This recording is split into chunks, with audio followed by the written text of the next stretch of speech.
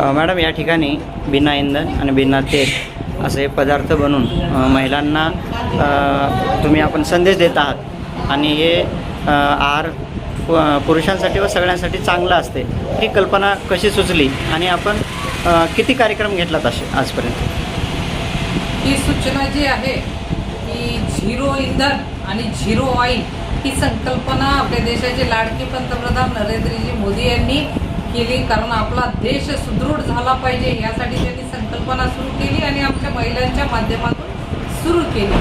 आणि याची सुरुवात आम्ही नांदेड दक्षिणमध्ये आज पहिल्यांदा बिलोली येथे आम्ही हा कार्यक्रम आयोजित केला. सगरोळी मंडळाच्या वतीनं आम्ही हा कार्यक्रम आयोजित केला आणि या ठिकाणी या महिलांनी अतिशय तुम्ही बघितले अतिशय सुंदर असे पदार्थ त्यांनी बनवून आणले, पौष्टिक असे पदार्थ आणि जे दिसायलाही आकर्षक आहेत, आमच्या छोट्या मुलांना देखील आवडणारे असे पदार्थ, पौष्टिक असे पदार्थ बनवले ज्यामध्ये तेलाचा वापर नाही आणि त्याचबरोबर त्यांनी गॅसचाही वापर केलेला नाही असे पदार्थ त्यांनी जे इंडक्शनवर असतील किंवा काही जणींनी तर फक्त मिक्सरवर ग्राइंड करून बनवून आणले, ते अतिशय पौष्टिक असे पदार्थ बनवून आणले.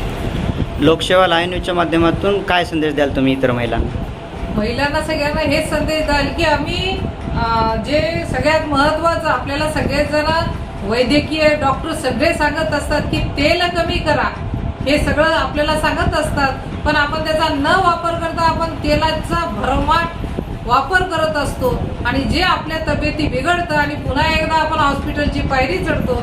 जर आपण अशा प्रकारे तेल मुक्त जर आपण आहार जर घेतला तर आपण अशा रोगमुक्तकडे आपण जाण्याचा आपण प्रयत्न राहील ही एवढीच मी महिलांना विनंती करतो. काय प्रतिसाद आपल्याला?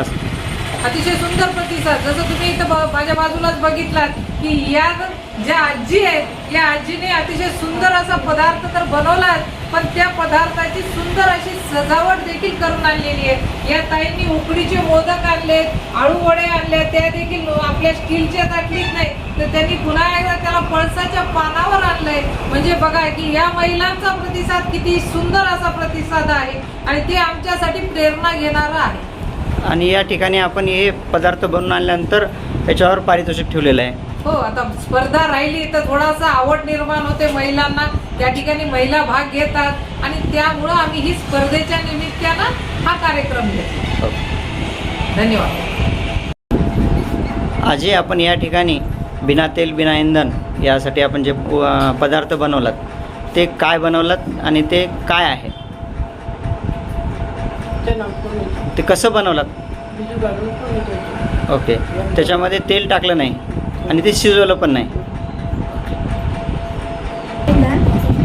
त्यापासून उकडीचे मोदक आणि उकडीची चमकुऱ्याची वडी बनवली मी आणि आता सध्या मँगोचा सीझन चालू आहे म्हणून मँगो शेक बनवले. फुल फ्रीजमध्ये त्याला तेल लागलं नाही, इंधन लागलं नाही आणि शरीरासाठीही चांगलं आहे. हो, एकदम उत्तम. आणि हा सहसर जे आपल्या घरात बुजुर्ग लोक आहेत त्यांच्यासाठी दात वगैरे नसते त्यांना तरी सेंक तर ते चावायला त्रास होईल ना, त्याच्यासाठी म्हणून ते बनवलेलं आहे आणि त्याला ऑइल वगैरे काहीच लागत नाही. फक्त त्याला दूध आणि साखर आणि विलायची थोडं चवीनुसार टाकायचं, बाकी काही. कसं बनवलं ते शिरा?